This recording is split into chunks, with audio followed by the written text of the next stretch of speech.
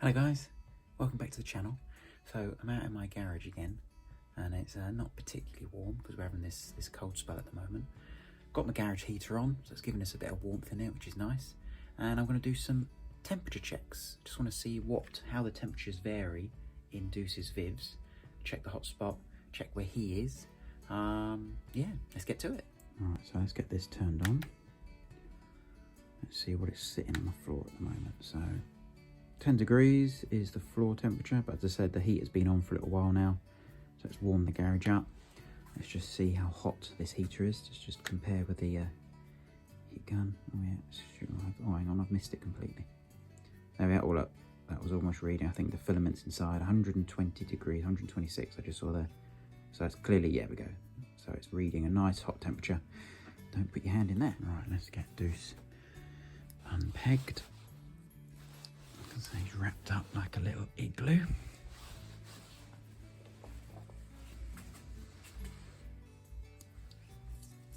It'll be interesting to see if he is in the hot zone or if he's in a cooler area. Right, let's see where he is. Is he in the hotter area, which is under there? Sorry for the reflection on the glass there as always. Is he in the cooler area in his water? Nope. Is he in this corner? Nope. There he is.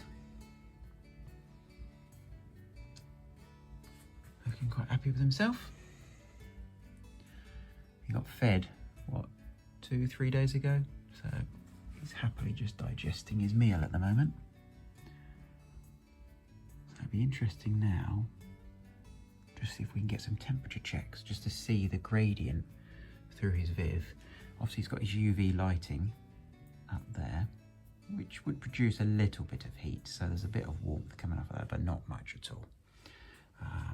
He's clearly enjoying just sunning himself.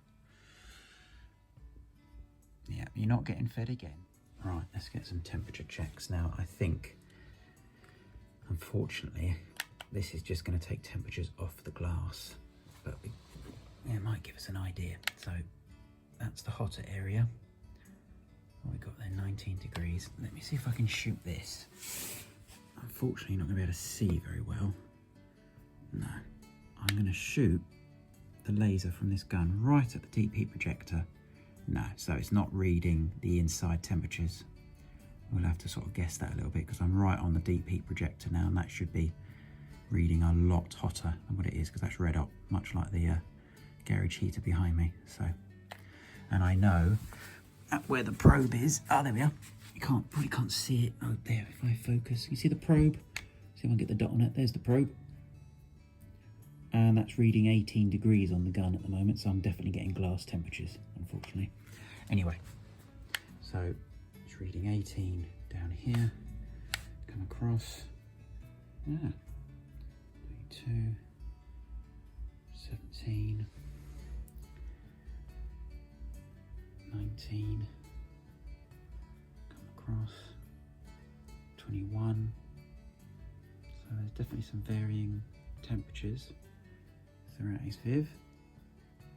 As I said, that's glass temperature. So if that's reading this upper bit of glass at 19, and then this upper bit of glass at 21, and this little bit of glass at 17, clearly heat's rising up through the opening into the upper Viv, and this is his coolest corner where the water is. And then we come across to the middle, 20, we're getting 25 there somewhere, that's reading. Yeah, clearly a bit warmer in the middle there, that bit of glass. And then coming across again. It's funny how we get different temperatures, certainly varying. So just having a little look at his the readout here on the thermostat. Currently, and I say this garage is now a little bit warmer because of the garage heater, we're running at 54% power to maintain 27 degrees Celsius where that probe is.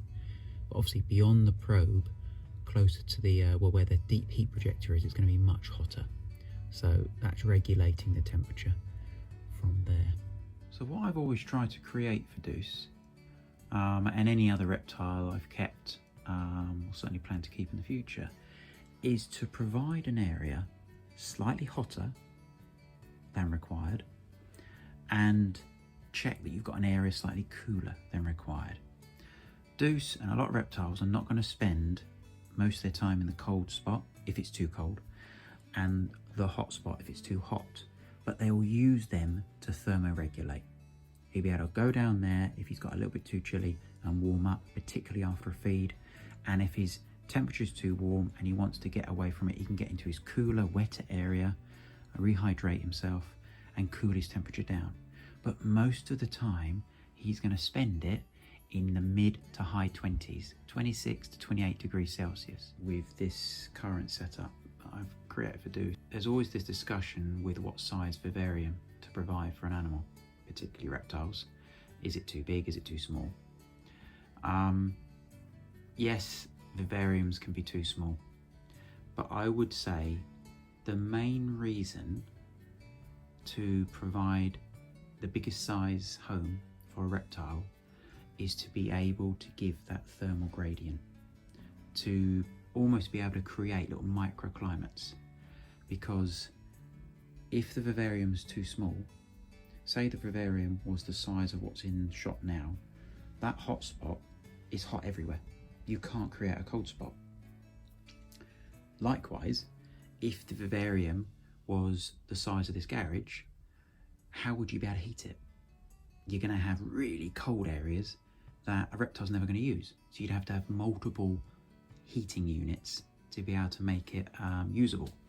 So there is a limit on both sides.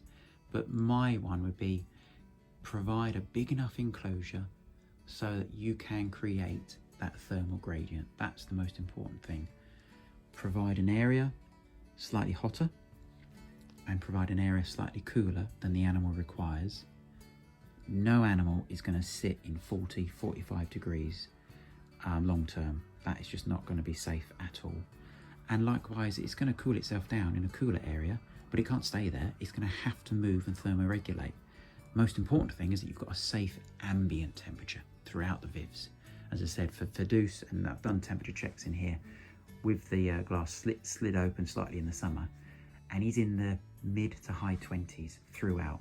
It's only that area that's slightly cooler where the water is, and it's only that area which is literally what's covered up, which is the hottest zone. So this is Duse after I've not been out here for a little while, acting a little bit poised. Can you see the S in his neck? He got fed 3 days ago, I'd say 2 or 3 days ago, and he would feed again and totally overeat. Alright guys, I'm going to cover him back up so I don't lose too much heat out of his viv, although the garage is quite nice and warm at the moment. So thanks for watching, and I'll catch you in the next one. Alright, bye for now.